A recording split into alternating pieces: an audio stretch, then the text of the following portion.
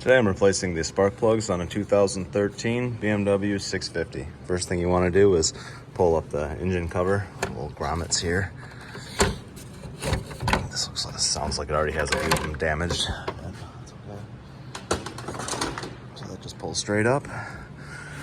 Undo these hose clamps right here, or just one on each side. This one here is usually what I go for.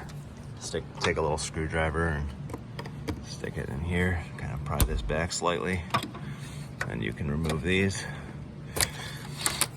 And you're just pulling the air boxes out. So then take a little pick. This is not the right. Be better to use a small pick and pry those up. Pop that up out of the way. Just swing it over like that. Do that on both sides, and then you can pull up on these air boxes and take those straight up off there.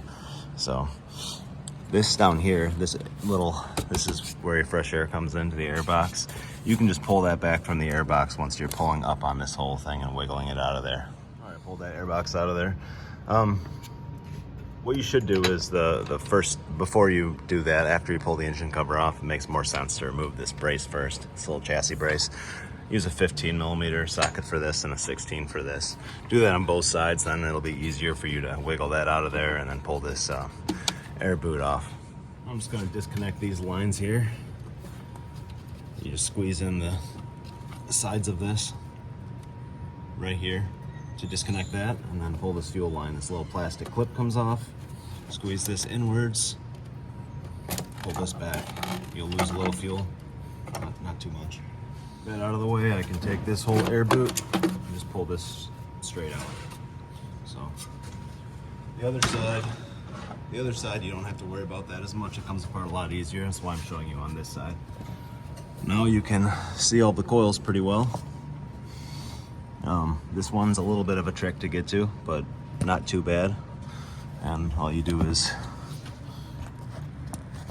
you take this and you pull this latch up, and that pushes the plug outwards. Pull these straight out. Sometimes they can fight you like this.